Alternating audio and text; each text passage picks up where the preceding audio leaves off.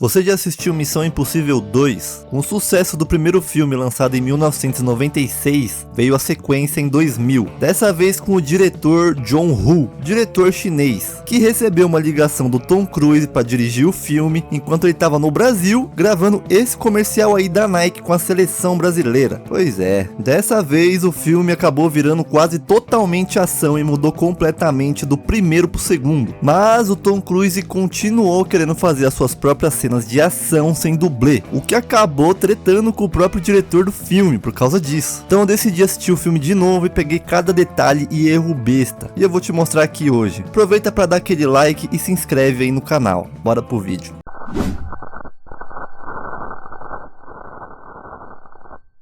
Dessa vez o filme conta uma história meio diferente, não é simplesmente um cara infiltrado que traiu o movimento nem nada do tipo, é uma parada farmacêutica. Seguinte, esse velho aí, o Dr. Nekrovich, se injetou com um vírus chamado Quimera, e se não for tratado em 20 horas, ele vai virar estampa de camisa. Porém esse vírus foi feito justamente para a empresa farmacêutica chamada Biosite, para ela vender a cura da Quimera, chamado Bellerofon, um remedinho, né? Ou seja, os caras é safado. Vai acabar matando milhões de pessoas só para poder vender o remédio deles e fazer grana, que é uma conspiração real no mundo inteiro, né? Enfim, a ideia deles é espalhar o vírus pelo mundo e vender a cura que eles mesmos fizeram. Então ele chama o amigão Tom Cruise, quer dizer, Ethan Hunt, para ir com ele de Sydney até Atlanta em segurança. Porém a gente descobre que a pessoa que tá com ele não é o Ethan Hunt, e sim um cara chamado Sean Ambrose, com a máscara do Ethan Hunt. Agora você se pergunta, como que esse cara tem essa máscara e a tecnologia que tem a IMF? Porque o Ambrose é da IMF. A missão em si era para ter sido do Ethan Hunt, mas como ele estava de férias, deram pro Ambrose que trabalhava lá. Ele viu a chance de ganhar um dinheiro, traiu o movimento. Tá, eu falei no começo que não teria isso de traição, mas acabou que teve. Mas não é igual lá no primeiro filme. O ator que fez o Sean Ambrose aqui, que é o vilão do filme, faria o papel de Wolverine nos filmes do X-Men. Porém, como ele teve um atraso aqui no cronograma de Missão Impossível, ele não conseguiu fazer o papel do Wolverine. Então passaram o bastão pro Hugh Jackman. Pois é, por causa do atraso de gravação de Missão Impossível 2, a gente teve o prazer de ter conseguido Hugh Jackman como Wolverine. E a atriz que fez a Naya, ela também teria um papel em As Panteras, porém como atrasou o cronograma inteiro aqui, o papel acabou ficando com a Lucy Liu. E por causa do papel da Lucy Liu em As Panteras que o Tarantino colocou a Lucy Liu em Kill Bill. Loucura, né? Parece até um efeito borboleta. E esse atraso todo foi porque o ator de Sean Ambrose sofreu um acidente de moto no filme. Aí esse cara aí, que é um dos capangas do Ambrose, é simplesmente o primo do Tom Cruise. Pois é. Bom, o Ambrose lá apagou todo mundo do avião e fez com que o avião caísse e se detonasse. Ele acabou ficando com a maleta lá onde o doutor estava carregando o antídoto. E o copiloto aí, quando ele acorda, ele não puxa a alavanca do avião para ele subir de volta, ele empurra para frente. O que ele fez aí foi acelerar o avião. Eu também não entendi. Então corta a cena pro Ethan Hunt escalando umas pedras sem corda de segurança nem nada. Obviamente o Tom Cruise fez essa cena inteira, porém ele estava com cordas de segurança. E aqui foi quando começou as tretas com o diretor John Woo. O diretor do filme passava mal com as cenas e não queria nem ver o Tom Cruise acabar sofrendo algum acidente ou algo do tipo.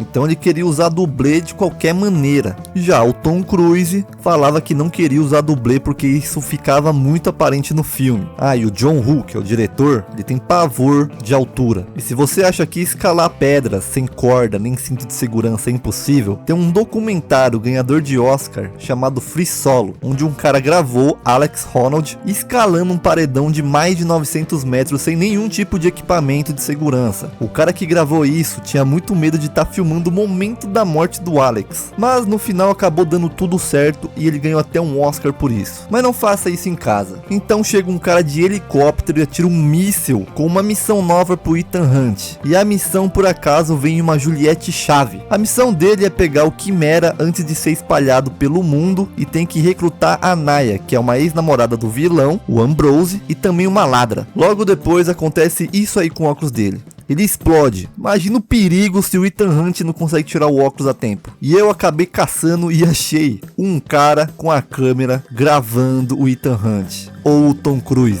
um cara da produção. Ethan, o Hunt, vai conhecer a Naya, que tá ali pra roubar um colar super caro. E eles fazem essa cena do tipo, justamente por ser um filme de espionagem, eles querem que pareça com 007. É a única explicação que eu tenho aqui. Até porque o James Bond passa o rodo em meio mundo nos filmes dele. E cara, tem umas conotação sexual aqui no filme desnecessário. Mas os caras colocou aí, não sei porquê, velho. Se importa se eu ficar por cima? Não. Mano, eu acho engraçado que os caras encontram o Ethan Hunt como o Sr. Charles pra ser o chefe de segurança do lugar e nenhum dos seguranças ali dos caras conhece ele. Eles chegam apontando 1 milhão de armas falando pra eles ficar parado. Sorte que chegou realmente o dono de tudo aí e falou aí que era o engenheiro de segurança. Se não, sei lá, né? Enfim, ela acaba saindo dali, ele vai atrás dela enquanto dirige uma Porsche e ela uma Audi em alta velocidade. São carros conversíveis, ou seja, sem teto. Como que eles estão conversando e se ouvindo? Enfim, acontece essa cena aí bizarra. Eles acabam quase morrendo, mas acabam se beijando. Porque sim, né? Depois deles se pegarem gostosinho, o Ethan Hunt vai se encontrar com o chefe dele, o Anthony Hopkins. Mas antes disso, mostra esse festival, onde eles queimam bonecos de madeira ou papel machê. Porém tem um erro aqui, essa festa é tradicional de Valência, na Espanha. No começo do filme a gente vê que o chefe do Ethan Hunt fala para eles se encontrarem em Sevilha. E também no filme mostra algumas figuras religiosas sendo queimadas. Geralmente eles queimam figuras políticas, pessoas famosas como jogador de futebol e tal, mas não figuras religiosas, como é mostrado aqui. E esse papel de chefe aí ficou pro Anthony Hopkins, mas antes foi oferecido pro Ian McKellen, o nosso queridíssimo Gandalf. Porém ele não aceitou porque tinha um compromisso no Teatro de Londres. E se por acaso ele tivesse aceitado, o atraso que teve o filme faria ele perder o papel de Gandalf em Senhor dos Anéis e também o papel de Magneto em X-Men. Ainda bem que ele tinha um compromisso no Teatro de Londres. O chefe do Ethan Hunt então oferece um cappuccino pro Ethan e ele acaba negando. Expresso? Cappuccino? Não, obrigado.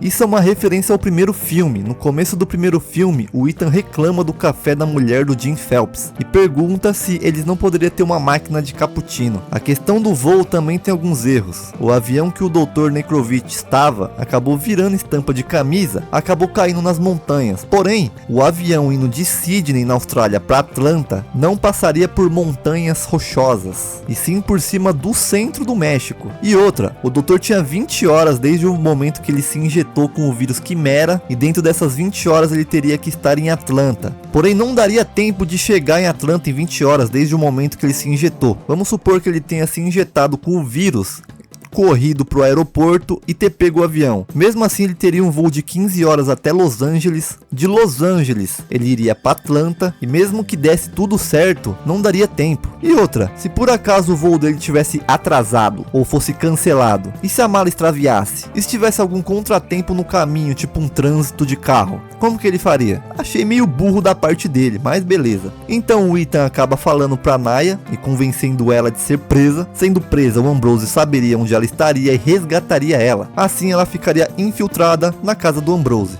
Acabei de comprar esses sapatos Gucci de $800. $800 nesse sapato? Todo regaçado? A equipe do Ethan vão pro meio do nada pra ver pela câmera de um satélite o momento que a Naya chega na casa do Ambrose. E cara, não só essa cena, mas tem muita cena bizarra. Tudo bem que o filme foi lançado em 2000, mas pariu, cara. Tem muita cena que dá vergonha alheia de assistir, velho. Sério. Qual é? Não tem um jeito de acelerar essa coisa?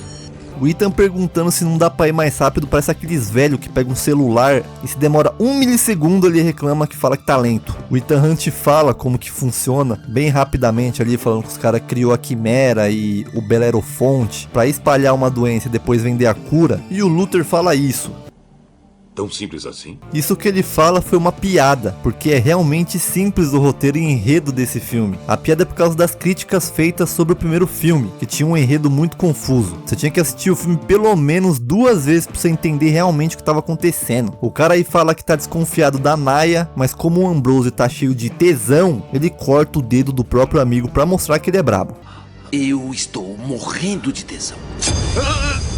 De todos os filmes de Missão Impossível, esse é literalmente o único que o Ethan Hunt realmente trabalha pra IMF. No primeiro filme tem aquela parada deles acharem que o Ethan Hunt é o traidor. No terceiro, eles consideram ele um inimigo. E no quarto filme, a IMF é fechada, então ele não trampa mais pra eles. Então eles vão na corrida de cavalo e descobrem que esse cara aí, o John McCloy, dono da Biosite, a empresa responsável pelo Belerofonte e também o Quimera. Enquanto a Naya tá conversando com o Ethan Hunt, por uma escuta no ouvidinho dela e se vendo de binóculos, toda vez que a cena vai e volta pra ela, o cabelo dela tá diferente. Uma hora ela tampa a orelha, outra hora a orelha tá aparecendo, enfim. Errinho bobo, né? O Ambrose mostra em uma câmera um vídeo pro McCloy. No caso é o vídeo que eu fiz do primeiro Missão Impossível. Assiste lá. Enfim, os caras sequestram o McCloy e faz ele confessar o que é o Belerofonte e o Quimera. Ele acaba confessando que realmente fez tudo isso por dinheiro. Enquanto isso, o Ambrose se disfarça de Ethan Hunt de novo para enganar a Naya e vê que realmente a MF tá por trás de tudo isso. No caso, da Naya ter voltado pra casa dele. Vou te falar um negócio aqui, né, velho? Se eles sabem que o cara foi da IMF, usou a máscara do Ethan Hunt pra enganar o velho lá, passou pela cabeça deles que ele poderia simplesmente ter enganado a Naya também? Enfim, Ethan Hunt então tem que entrar dentro da empresa da Biosite pra conseguir destruir todas as amostras do vírus até então. Só que obviamente ele não vai entrar pela porta da frente, até porque ele é o Tom Cruise. A ideia dele é pular de um helicóptero com um cabo segurando ele e entrar por uma porta de tubulação que abre apenas 40 segundos e depois se fecha.